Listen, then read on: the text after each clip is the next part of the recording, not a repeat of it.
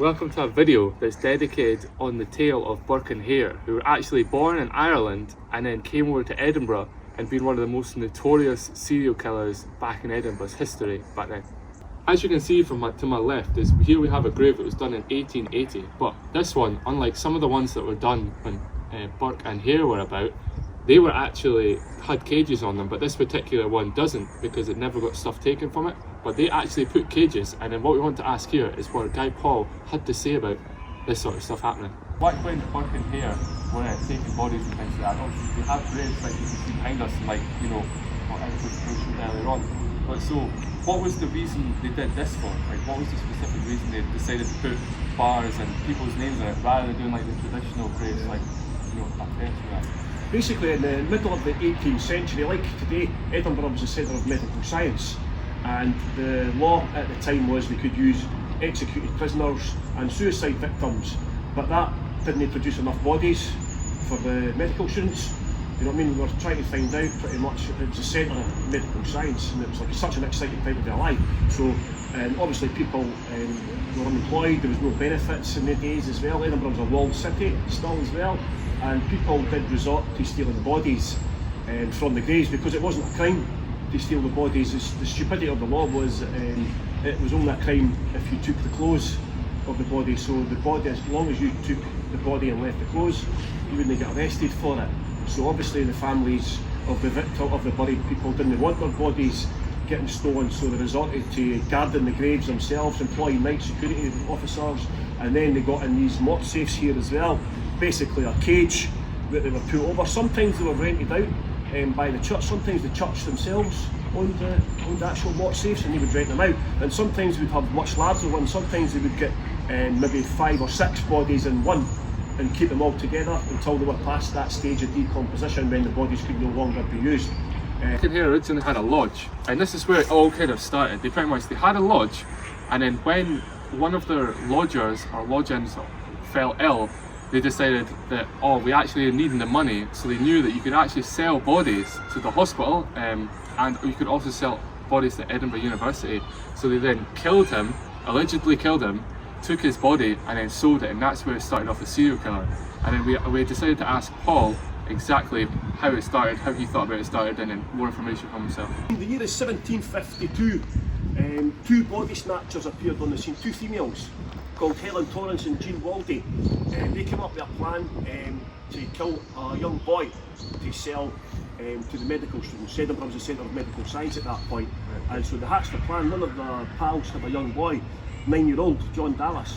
So they liked a drink, these 2 ladies. So they went to the lady's house, got her drunk, she fell asleep, they kidnapped the wee boy, they got him drunk and they killed him and sold him to the medical students. His mother woke up the next again day and obviously started searching for the boy. The Edinburgh mob got involved as well, and so the medical students had heard that the Edinburgh mob was looking for them, looking for the boy, and so they quickly disposed of it. They chucked it over a wall in the high street, and the boy was quickly found and he was worked on by the medical students, so that narrowed down the suspects. So they already knew it was kind of the university. They knew it was the medical, they knew because it had been worked on, and only the medical students had the tools and instruments to dissect them in the way whatever. I'm not too sure about the medical side of it, but yeah, I'm not really they panicked and just chucked the boy over the wall. Right. The boy got found. They quickly traced it back to the medical students, and they quickly informed on the 2 girls, Jean Waldy and Helen Torrance. This is in 1752, right? And so they got executed, they got sentenced to death. And so people resorted to snatching bodies, right, to sell them because they needed a supply. Only executed prisoners could get used for medical science at that point. And suicide victims as well, am I right? Suicide victims as well. But that's obviously debatable at that time. You know, would you use a suicide? Yeah, exactly. You never know. It wasn't actually a crime because this was the stupidity of the law at the time. It wasn't actually a crime to steal a body. It was imagine I'm in the grave, right? I've got my clothes on. I'm dead. You can legally.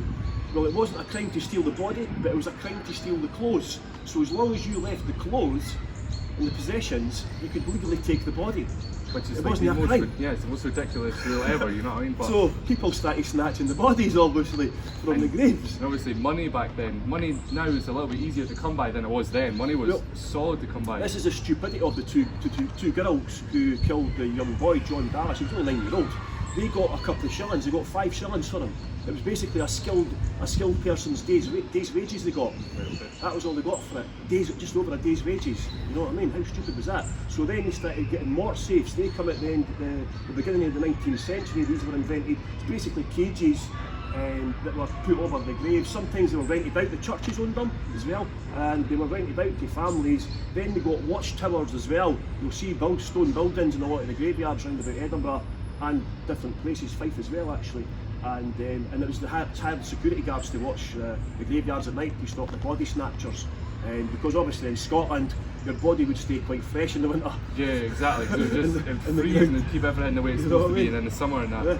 So obviously that's why people started to resort to killing people. That's why Burke and Hare, 50 years later, 60 years later, Burke and Hare started. Well, obviously the Hare's wife owned a boarding house, and that's where the guy Donald died sick.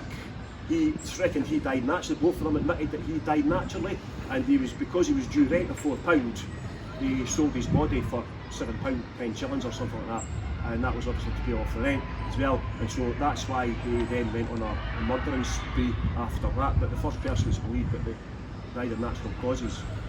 And this is obviously one of the graves. We're in Edinburgh right now, as you might have guessed, and this is one of the graves that they actually used to come and take bodies from effectively, you know what I mean? This is where they hung about here. Their house was just over that way, you know what I mean? Where we are now is we're at Burke And Hare. It's not where they actually stayed, this is where they allegedly stayed, isn't it? Pretty much in that building somewhere, which would have been. Yeah, Tanner's Close, right in there. Hare's wife owned the boarding house, and that's where 9 of the murders took place in the house, and another two took place in the stables. So 11 murders essentially took place here. As you were saying when the camera wasn't on, you were saying about who where they killed. Abigail first? Abigail, yeah. Or the lodger. What's your opinion? What's on your research that you've done with your tours and that? What's your opinion on who they killed first? Like, who do you think it was? Do you think it was, the lodger? Do you think it was Abigail? Well, Burke and Hare gave 2 different stories. So, to be honest, I would say the only 2 people who know are they 2. You know what I mean? But they both said different stories. They gave different sequences of the victims who murdered them, and so I'd say it was up for debate.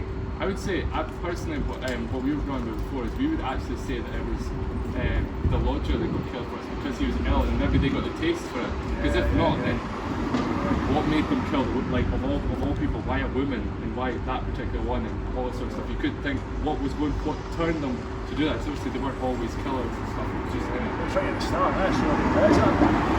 You'd like to think that they just slowly progressed. The organic murders, you know. Yeah. It was the sick person that took first, but as I say, who knows? They told me the 2 people directly involved would be the only ones who could answer that with 100%. You know what I mean? It's just guesswork, yeah. But I honestly don't know. I couldn't give an honest answer on that. So last but not least, Burke himself and Hare actually got caught, but Burke was hung on 1829, and his body was actually given to Sturgeon's Museum in Edinburgh.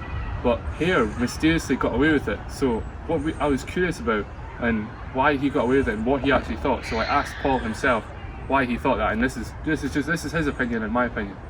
And so one of the things that people get confused by with the Burke and Hare stuff, and either of them, is what was the motive and how did they change, and that what research have you done? I think it was just purely money. I think it was just money because they were alcoholics. They'd always liked to drink. Even before they started murdering people, they were both pretty much alcoholics. Both of them were pretty violent people as well. They were prone to assaulting their wives quite a lot as well. Both of them used to beat up their wives as well. So I think they were both kind of probably not right in the head anyway. I think it depends. See, looking back, nowadays we know about adverse childhood experiences, for example, and that is where if you suffer, abuse or neglect in your childhood, that obviously reflects in their behaviour when you get old. So who knows what kind of childhood they had? They might have had really violent fathers or parents, you know what I mean? So they could have been badly abused when they were kids. I don't know too much about their childhood, but and there was another thing as well about how as an intriguing thing would be about how the religion and that. You were saying earlier on about how they turned to religion. What do you think that was? Yeah, well, they were both Catholic, but they both rejected the church, obviously. But then, especially Burke, when he was held in prison, he turned back to God. But he Burke was quite strange. He was a Catholic. He was excommunicated from the church because he was living in adultery. But he still went back to the Catholic Church. He attended both Catholic churches and Protestant churches at the time as well, which I don't know how usual that was, but during the month that he was held on, obviously he was waiting to get executed, he turned to God, he started attending loads of services, he walked about with the Bible and things like that, so I think he did show some kind of remorse. Whether or not that was just a ploy to get into heaven quicker. You never know, you never know if it was trying to, like, you know, instead, because he wouldn't want to go and face the call, he couldn't see the family so he was locked up. So it was more of a thing of like, even before he was locked up, he couldn't go and see the people. He probably was like, I want to try and do something right, and then you never know, he could have changed and could have figured out, he could have just... He could have repented, you know what I mean? Yeah, I think he probably could have, because like, I think he did have some kind of belief in God, so maybe he just, I don't know, maybe he just thought, as I said, maybe it's a quicker way to get in heaven. Because he was a Catholic, he probably believed in purgatory. If you believe in the Catholic faith, everybody gets, after you die, you get held in a waiting room. It's kind of, purgatory's a waiting room before you go into heaven. And depending on how bad you were, that dictates how long you're held in purgatory for. So he possibly believed in purgatory. And he thought maybe by showing signs of remorse and repenting that he would only get held in purgatory for a short period of time before he actually got put into heaven. There was an act that was brought into place. Do you want to tell us a little bit about why it was brought into place and you know, when about, if you... Well, after Burke and Hare obviously carried out their murdering spree, it was copied in London. Hare had actually suggested to Burke at one point to either move through to Glasgow or move across to Ireland to continue the same method of killing people there, because obviously Edinburgh was getting a bit suspicious at this point, and obviously they didn't do that, but people in London copied it. They were actually called the Burke murders in London, and that was again 1830, so at that point, it was 2 years after the Burke and Hare murders, so at that point they thought they better change the Anatomy Act, and some of it still exists today.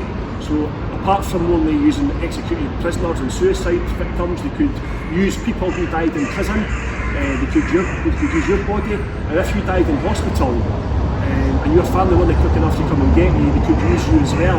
And the part of the law which still exists today is they changed it so you could actually donate yourself as well for the first time, and that still exists today. And so that's what people started doing. People started donating their own, especially doctors. Doctors like to donate their own bodies for medical science as well. I don't know if you remember, a few years ago, some woman, I think it was Germany or something like that, she actually donated her body to get sliced up.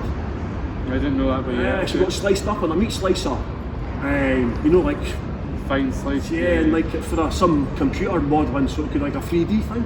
Yeah, but I mean, imagine that. She knew she was going to get sliced up by a meat slicer and she donated herself.